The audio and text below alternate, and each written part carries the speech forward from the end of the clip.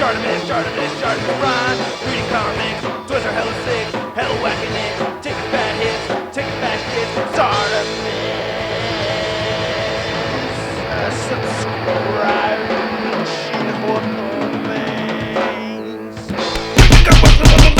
Hey, what's up you guys? ShartimusPrime here doing another Marvel Legends figure review on the Infinite Series 2015 Spider-Man Rhino Build-A-Figure Wave Chameleon. If you're trying to pick up this set, you can get it right now. Big.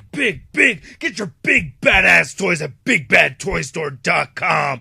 Click the link in the description below. I'm very excited for this figure. Been wanting this figure for a while. I love all these accessories that it comes with. Get some interchangeable heads over here. Can't get enough head, right? Now on the side, you can see the 2014 Wave Spider-Man image used again. And then on the back, you can see the swap figure for this guy is Kraven, so I think that's pretty cool. There's a read it. If you want to read it, pause it now. Here's the other figures from the Wave. All right, let's get to it and crack this thing open. And here's the Chameleon out of the packaging, and I'm so stoked that we are getting this figure. Chameleon being one of the staple members from Spider-Man's Rogues Gallery. I think he's the very first villain, right? It was Uncle Ben's killer, then Chameleon, then the Living Brain. I think that's the order. But anyway, we're getting the Phil Coulson body mold again. I'm expecting to see this suited body mold again in the future many times over, so I'm not surprised nor am I disappointed about that. And we get a bunch of head sculpts with this guy and some added weapons. So let's take a closer look at the accessories, and then we'll take a closer look at the Chameleon. So we get 3 weapons with this figure, and if you want to see the influence that Disney has over Marvel now, it's these kind of made-up weapons right here.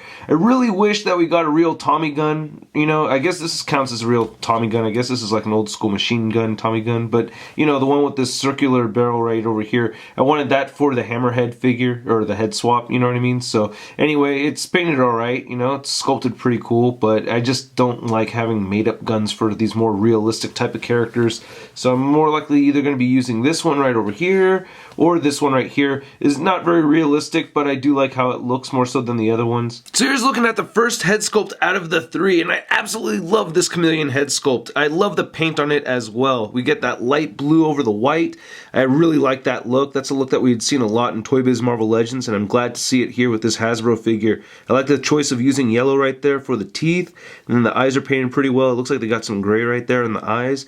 Really nice head sculpt. I like how he has the seam coming right through the middle, and they did paint the back of the figure's head sculpt right there too, so I'm very happy about that. Great looking Chameleon headpiece. Now swapping the heads on and off is very easy. And here's Jameson. Now one sad thing is that you cannot swap these heads with the Coulson body mold. That's a bit frustrating.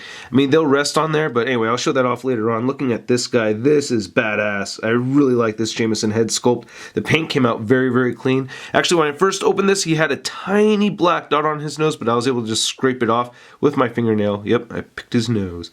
But looking at that, that is just really cool. I like the facial expression a lot over here. Very clean paint apps. The only thing though, as right after I say very clean paint apps, you can see some of the flesh coming from underneath the hair over here. More so on the Hammerhead, but you could kind of see it on this one a little bit, like right at the very top right there. You get a little bit of it right over there, but it's definitely more prominent on the Hammerhead. And as we put the Hammerhead head sculpt on here, this one does not fit on this figure as well, I think. It just looks like the head's hovering a little bit away from the neck. I feel like this head needs to get a little bit closer down there, but still not too bad. I feel like they went a little too wide with the top of his head over here. I don't know, there's different artist renderings and whatever, but you know, I just feel like the top of his head is just a little bit too exaggerated. But other than that, I think it looks pretty cool sculpt-wise. Paint-wise, though, as I had mentioned, you see a lot of the flesh coming through right here. Not over there, but a little bit on the back. Right there, that's where it is, on the side. Yeah, so you could, this needs a little bit more paint. When looking at the very top of the head, it looks alright. And as I had mentioned, you cannot really put these head sculpts on the Coulson nicely. You can see it's very wobbly, it just falls right off. So you could rest it up there.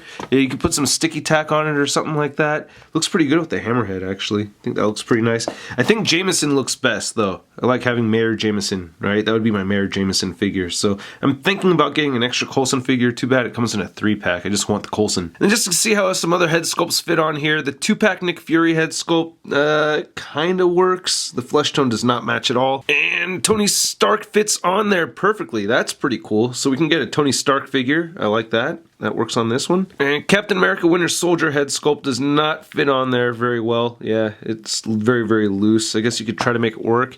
This is the World War II Captain America head sculpt, or the Ultimate Cap. and that doesn't fit on there. We get an Iron Man. This is Iron Man's head sculpt kind of fits on there, not really. And then Pizza Spidey. I don't know why, but yeah, and that doesn't fit on there. I'm stoked that the Tony Stark one at least fits. And looking at the rest of the figure, there's not a whole lot to say over here. I mean, it's the same thing as the Coulson body mold. They did pretty good on the paint, you know. You can see the silver belt buckle right there. Get this very dark blue tie, get a lighter blue for the suit and everything. The buttons are painted pretty well. I like the flesh tone.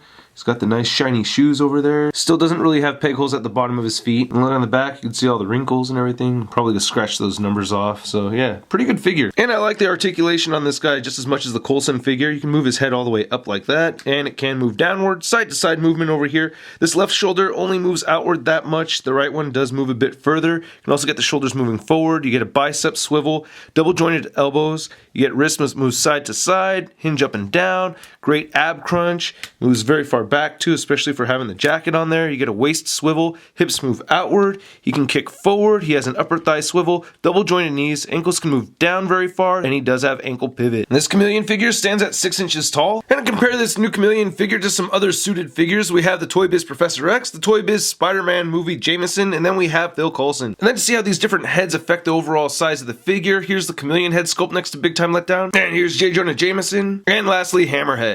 Hammerhead, more like triangle face. Yeah, go cry. Then here's Hammerhead holding a not Tommy gun. It doesn't look so bad. I'm just still kind of a little irritated about it, but still very, very happy with this figure. I definitely want to get 2 of them. I need to have a Hammerhead figure and I want a Chameleon figure. The Jameson I could pass on. I already have a 6-inch scale Jameson. Anyway, I hope you guys liked my review. If you did, please hit the like button. Click any of these boxes over here for more Shart in your face. Check out my Patreon account. Your help is much appreciated. Follow me on Facebook, Twitter, and Instagram, and go to MarvelousNews.com for the latest and Marvel-related news. I'll catch you guys later. Peace.